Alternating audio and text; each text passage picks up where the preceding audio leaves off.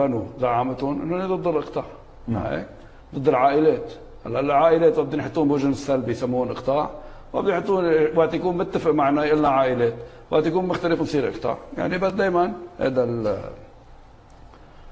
بس يا اخي نحن قبلنا، نحن بالاول كنا بس يا اخي اذا واحد جاب صهره بده يرشحه عن نيابه بمنطقه، صهره الثاني بمنطقه ثانيه، ابن اخته بمنطقه، ابن خيه مرشح، قرايبه قائد جيش، مرته حرام، الست ناديه كلنا بنحترمها، بس اليوم عدوا بنته مستشاره، بنته الثانيه مستشاره، صهره الثالث مدير التلفزيون، قبلنا وعراسنا ونحن يا اخي، بس بذات الوقت نحن اقطاع وهن بروليتاريا. يعني بس يعني نحن اللي قبلين في انه بدك تقبل فوق هول كله، بدك تقبل عن حالك انك انت اقطاع وانت عم تتصرف بطريقه عائليه، ونحن اليوم ضحوا ابننا اكثر شيء بيحق له يترشح على الانتخابات، عمل نايب بكفي حياته سياسيه، ما عمل نايب، الشعب بينقي.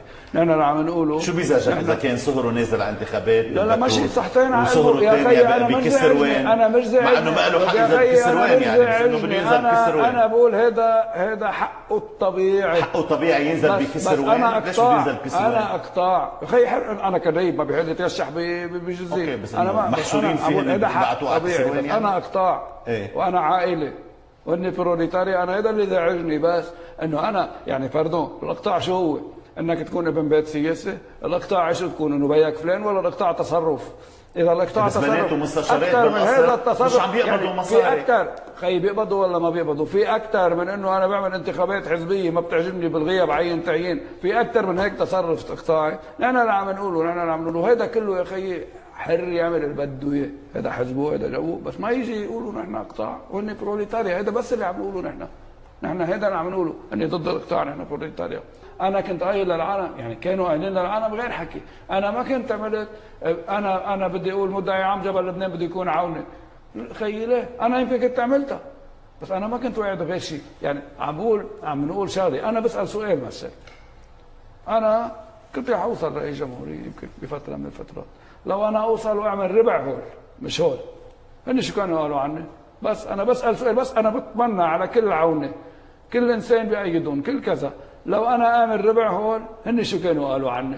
لو انا امشي برئيس سعد الحريري رئيس حكومه، لو انا ارجع اوصل الى نتيجه على قانون 60، لو انا اعمل هالتعيينات، لو انا اعمل هاي صفقه النفط يلي صارت، لانه انا متغمد بصفقه النفط ما معي خبرها، يعني انا جيلبير شغوري خاينه، انا توفى ابنه رحت عزيه شفت غطاس كوري هونيك.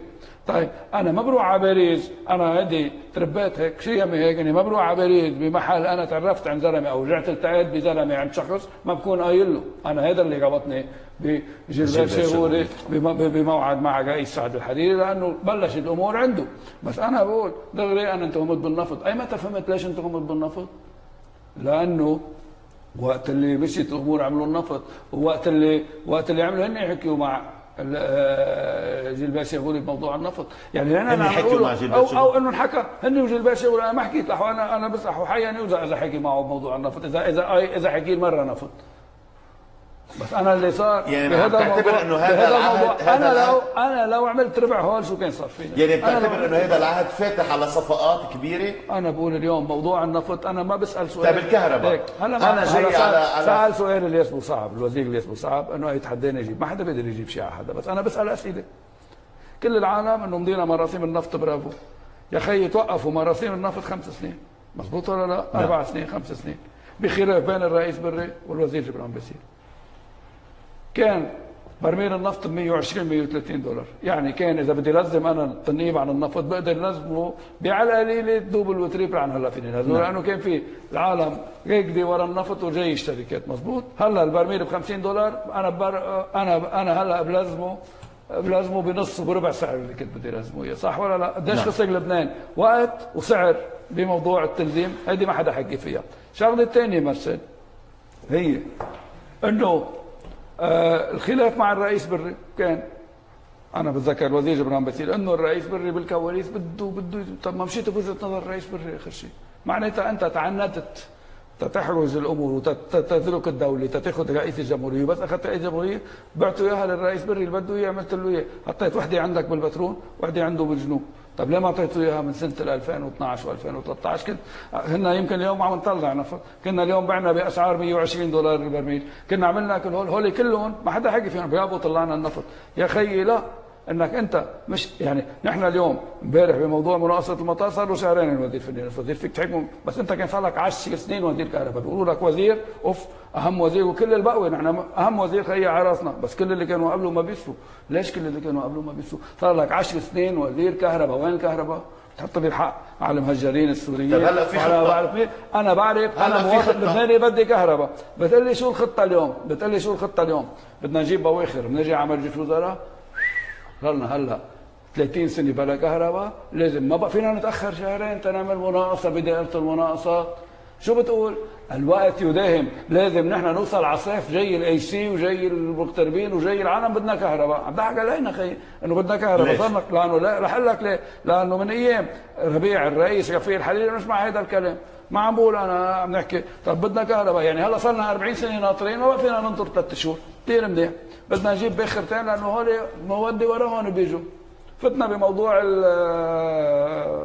البواخر، بموضوع البواخر، تاخرنا، طارت اول باخره راحت على اندونيسيا، ثاني باخره بتجي بايلول.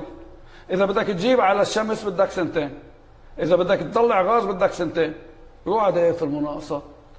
ليه ما بتوعد دائره المناقصات؟ ثاني شغله البواخر الكهرباء بتجي بمناطق ما فيها ارض، ما عندهم مساحات، ما عندهم شيء. انت عم تحكي بمرايات تضويه على الشمس، المرايات بينحطوا بالدول اللي فيها مساحات. يعني قال عندك مساحات، يعني قال انت بشركه كهرباء انت عندك من الجيه، عم تحكي عن طاقه شمسيه، للحريشه، للبداوي، عندك 2 3 ملايين متر اذا بتجمعهم مع بعضهم، ما في وحده ما عندها تحت ال 200,000 متر.